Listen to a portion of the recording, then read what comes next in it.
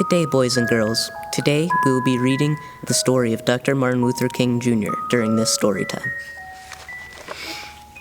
Martin Luther King Jr. was born on Tuesday, January 15th, 1929, in a Yale house in Atlanta, Georgia.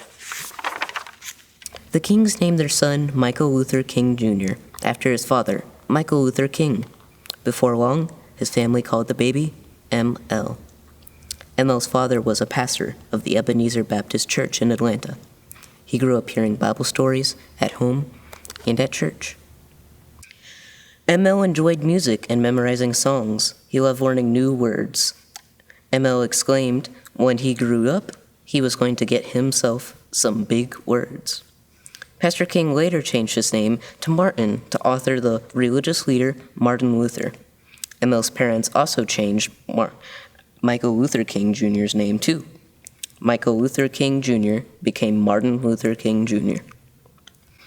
Martin was so eager to learn that he tried to go to school when he was 5, but Martin was too young to go to school that year.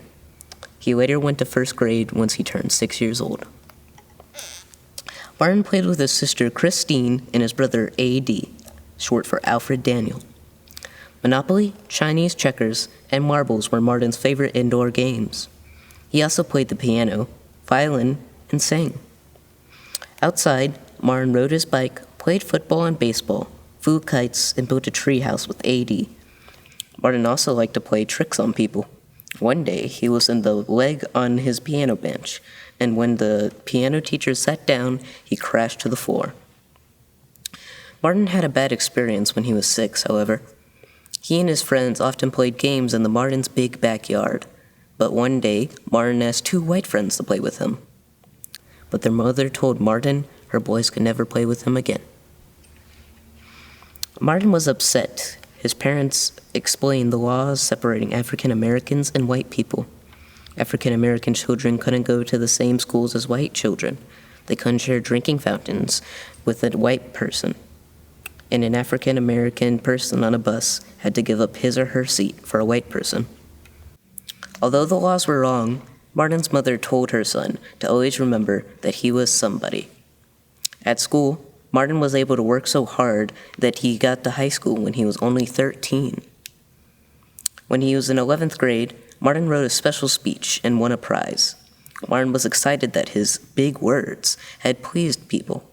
When he was on the bus ride home, however, Martin was told to give up his seat to a white man. Martin at first refused, but his teacher convinced him to avoid the trouble. Martin said it was the angriest he had ever been in his life. Martin skipped the 12th grade and went to Morehouse College in Atlanta. He tried to decide how he could best help African Americans.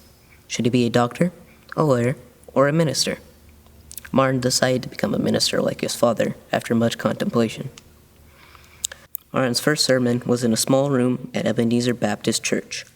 He spoke so powerfully that many people crowded into the room to hear him. More and more people came, and before long, everyone moved to a larger room so that they could all hear Martin's inspiring sermon. Martin went to college again and became Dr. Martin Luther King, Jr. He soon met Coretta Scott, a singing student, and in 1953, Martin and Coretta were married. The Kings then moved to Montgomery, Alabama, where Martin worked hard to be a good minister and a community leader. In Montgomery, on December 1st, 1955, Rosa Parks, an African-American woman, refused to give up her bus seat to a white man. She was taken to jail for breaking law separating black and white passengers. Her arrest angered many African Americans, and the community decided to not ride buses until the law was changed. Dr. King agreed to lead this bus boycott. He and his family were threatened, their home was bombed, but Dr. King knew what they were doing was right. Finally, the U.S. Supreme Court said that the bus law was indeed wrong. Dr. King and his followers won. Dr. King led more battles to end unfair laws. He worked so that all children could go to equal schools. He tried to change laws so that African Americans could vote in elections and be paid the same as white people. Sometimes Dr. King went to jail because he stood for what he believed was right. But on August 28, 1963, Dr. King gave his famous "I Have a Dream" speech. Millions of people heard him say, "I have a dream that my 4 children will one day live in a nation where we will not be judged by the color of their skin, but by the content of their character. In 1964, all of Dr. King's nonviolent efforts made him receive a Nobel Peace Prize. Sadly, on April 4th, 1968, Dr. King's dream of equal rights ended when he was shot and killed in Memphis, Tennessee. People around the world were saddened by the death of this peaceful leader, who gave his life to make the world a better place for all.